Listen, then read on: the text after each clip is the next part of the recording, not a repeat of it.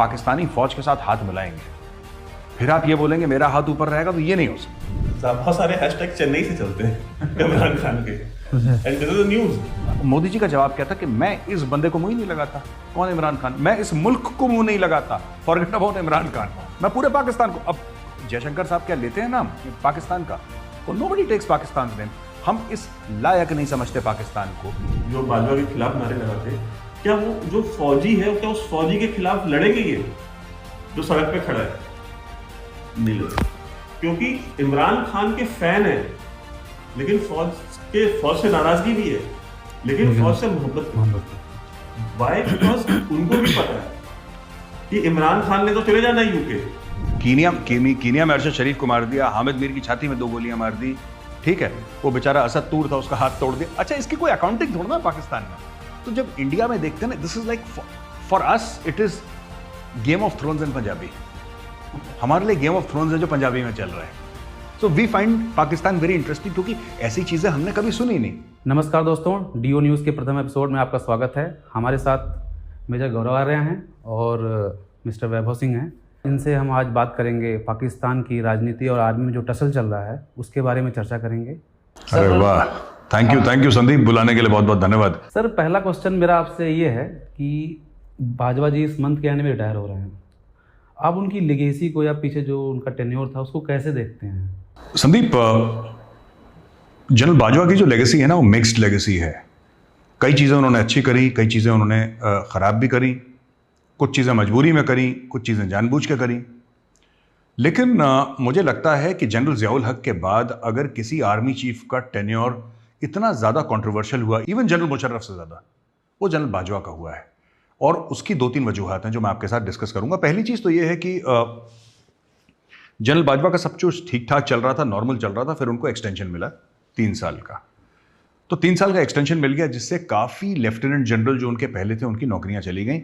जिनको चीफ बनना था, एक्चुअली कैस्केडिंग इफेक्ट होता है, एक बंदे की जगह एक चीफ बनता है तो उसकी जगह दूसरा वाइस चीफ बनता है, फिर कोई डिप्टी चीफ बनेगा, फिर कोई कोर कमांडर। एक डोमिनो इफेक्ट हुआ जो पूरी प्रमोशन साइकिल पाकिस्तानी आर्मी की इससे जिसको कहते हैं इम्पैक्ट हो गई। पहली बात तो ये। दूसरी चीज, एक और जो जनरल बाजवा का टेन्योर, इस्लामाबाद सिक्योरिटी डायलॉग्स में जो उन्होंने बोला कि we should focus on geo economics rather than geo politics, ये एक बड़ी खुशाइन बात थी, बहुत अच्छी बात थी जो जनरल बाजवा ने की। इसके लिए भी उनको याद करा जाएगा किस तरीके से भारत से बात करके लाइन ऑफ कंट्रोल पे सीज फायर मेंटेन कर रखा है। अभी देखिए कितना टाइम हो गया, अभी तक सीज फायर मेंटेन्ड है और छोटे मोटे एपिसोड्स भी नहीं हुए। किस तरीके से उनके समय में अफगानिस्तान में तालिबान रजीम आई वापस, राइट? किस तरीके से उनके कार्यकाल में चाइना पाकिस्तान इकोनॉमिक कॉरिडोर ठप हुआ। किस तरीके से जनरल बाजवा के समय पे पूरा इमरान खान का ये जो बयानिया था, इंपोर्टेड हुकूमत नामंजूर, एब्सोल्युटली नॉट, ये सब तो बड़ा एक रंगीन किस्म का उनका रहा है। जो 6 साल का 29 नवंबर को खत्म हो जाएगा जनरल बाजवा का, तो it has been overall a very roller coaster, जिसको कहता है ना ऊपर नीचे जाने वाला, वैसा उनका टेन्योर रहा है। सेरेमनी भी स्टार्ट हो चुकी है। हाँ, वो विजिट करते हैं ना, चीफ्स जाते हैं। वो हर जगह होता है, अमेरिका में भी होता है, इंडिया में भी, पाकिस्तान, हर जगह होता है कि जब चीफ्स रिटायर होते हैं तो उससे पहले बड़े बड़े फॉर्मेशंस में जाते हैं और गुड बाय विजिट एक उनकी होती है। तो गुड बाय विजिट वो कर चुके हैं। लेकिन अब पाकिस्तान है दोस्त, कुछ नहीं पता कि गुड बाय किसी और का हो जाए और चीफ का ना हो। और हो सकता है कि ये भी मैं मजाक नहीं कर रहा, ऐसा भी हो सकता है कि ये सिर्फ दिखावे की चीज़ हो सकता है लास्ट में जाते जाते बाजवा को फिर एक और टेन्योर मिल जाए। देखिए, टेन्योर आर्मी चीफ को मिलता नहीं है, टेन्योर आर्मी चीफ लेता है पाकिस्तान में। इमरान खान को अभी तक ये लगा है कि 3 साल का एक्सटेंशन मैंने बाजवा को दिया, उसने कख नहीं दिया बाजवा को।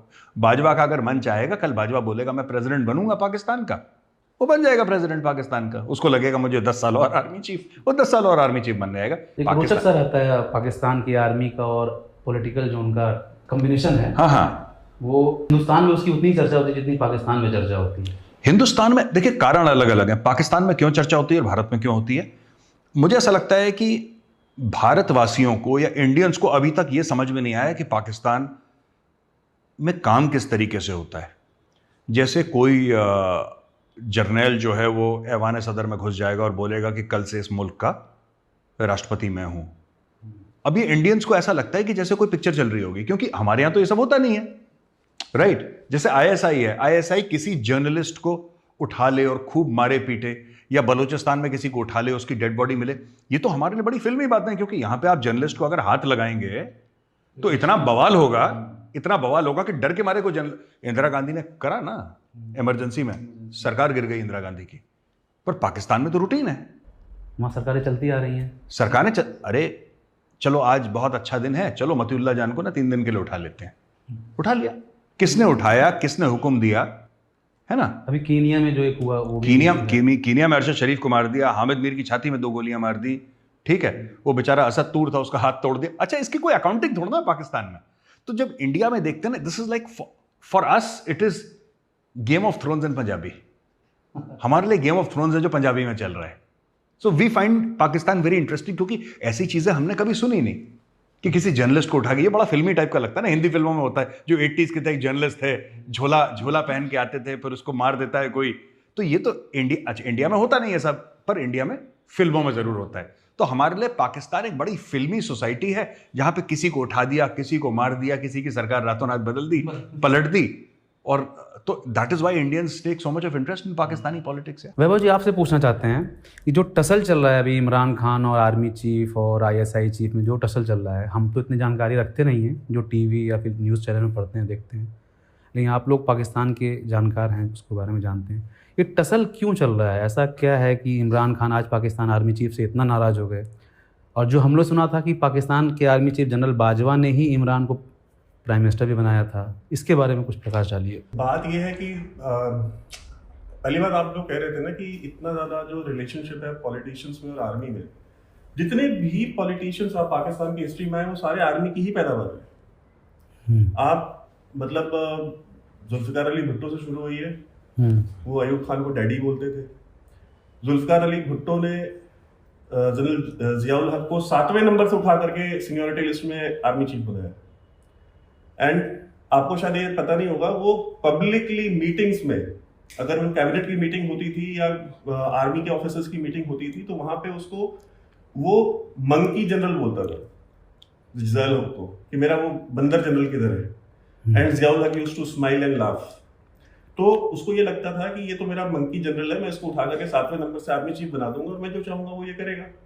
हुआ क्या? हुआ अपोजिट, उसने इनको बंदर बना दिया।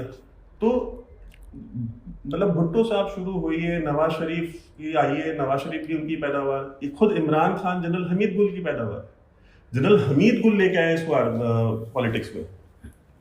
आईएसआई के चीफ थे कोल्ड वॉर के टाइम पे जनरल हमीद गुल, उनके बेटे अब्दुल्ला गुल हैं जो कि आजकल आईएसआई के लिए लॉबिंग वगैरह करते हैं यूरोप में और इधर उधर, चाइना सेंटर में भी काफी एक्टिव रहते हैं।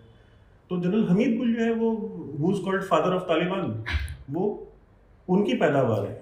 तो इनको पैदा किया। देखिए बाजवा की आप जैसे लेगेसी की बात कर रहे थे, मैं थोड़ा, मेरा ओपिनियन इसमें थोड़ा सा डिफरेंट है। जैसे सर ने कहा कि बहुत मिक्स्ड उनका करियर है, वो मैं मानता हूँ, टेन्योर काफी मिक्स्ड है, इसमें कोई दो राय नहीं है। लेकिन बाजवा ने कुछ चीजें बहुत अच्छी की हैं जिनके असरात आज नहीं, आज से 5 साल बाद, 10 साल बाद दिखाई देंगे। जैसे उन्होंने जो न्यूट्रलिटी की बात की, उन्होंने एक्चुअली में आर्मी ने न्यूट्रल का वर्ड नहीं यूज किया था, न्यूट्रल का वर्ड मीडिया ने यूज किया। उन्होंने कहा था कि हम ए पॉलिटिकल रहेंगे। तो जनरल बाजवा ने अभी रिटायरमेंट से 1 महीना पहले कुछ ब्रिगेडियर्स को मेजर जनरल बनाया। वो सिलेक्टेड उन मेजर ब्रिगेडियर्स को मेजर जनरल बनाया गया जो कि आइडियोलॉजिकली ए पॉलिटिकल रहना चाहते हैं, जो ऐसे जनरल जो चाहते हैं मेडलिंग करना पॉलिटिक्स में, जो चाहते हैं चीजों को में इंटरफेयर करना, उनको प्रमोशन नहीं मिला है। They will retire as a brigadier. और कोई भी आर्मी चीफ जो आउटगोइंग आर्मी चीफ होता है, सर नोज बेटर देन कि अपने रिटायरमेंट से 1 महीना पहले आप प्रमोशंस और ये सारी चीजें आप नहीं करते हो, बिकॉज आप ये चाहते हो कि जो अगला चीफ आएगा let him do this. But Bajwa made sure कि नहीं, मैं जाने से पहले ये चीज करके जाऊंगा। और उसके बाद मेजर जनरल से भी जितने लोगों को लेफ्टिनेंट जनरल बनाया गया, एक्सेप्ट 1, उन्होंने जिसको बनाना मजबूरी थी, बिकॉज उन्होंने एक ऐसा पोर्टफोलियो हैंडल किया हुआ था कि आप उनको नहीं देते थे, you can't afford it.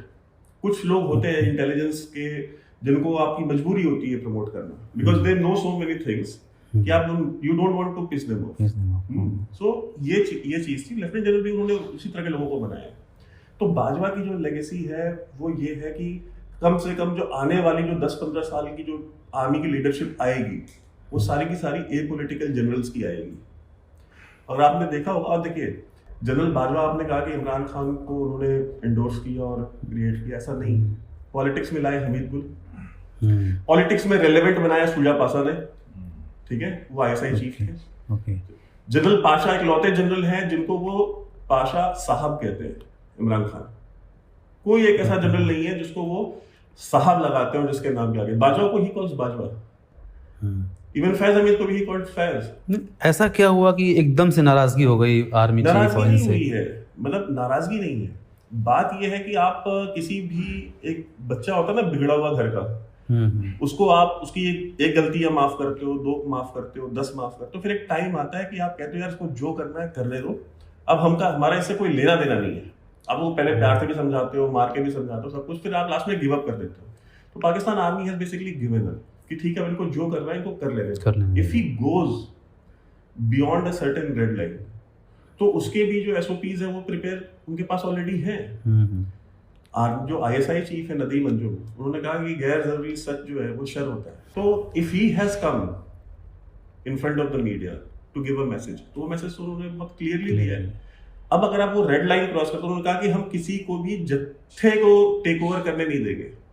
You can't use people कि आप सड़क पे अगर मैं 1 लाख लोग ला सकता हूँ, इस देश में ऐसे बहुत सारे लोग हैं जो 1 लाख लोग लेकर के सड़क पे इकट्ठा हो सकते हैं। तो क्या नरेंद्र मोदी को गद्दी से इसलिए उतार दिया जाए बिकॉज मेरे साथ 1 लाख लोग हैं, तुम गद्दी से नहीं उतरोगे तो मैं 1 लाख लोगों को लेके आकर के तुम्हारे प्रधानमंत्री आवास पर चढ़ जाऊंगा और फिर वहां पे अगर तुम फौज लाओगे तो लोग मरेंगे, फिर मैं उसके ऊपर सियासत करूंगा? ऐसा तो नहीं होता कहीं। तो देयर इज अ लॉ, कानून है। और इमरान खान का चैप्टर मैं मानता हूं, मेरा पर्सनल एनालिसिस है कि वो क्लोज हो चुका है। Imran Khan is not going to come back to power. तो उन्होंने चीजें इतनी ज्यादा बिगाड़ ली है, उन्होंने हर एक चीज हर एक व्यक्ति से बिगाड़ लिया, हर एक इदारे से, हर एक इंस्टीट्यूशन से। इवन की जुडिशरी जहां पे सारे के सारे एंटी शरीफ एंटी जरदारी जजेस बैठे हुए हैं,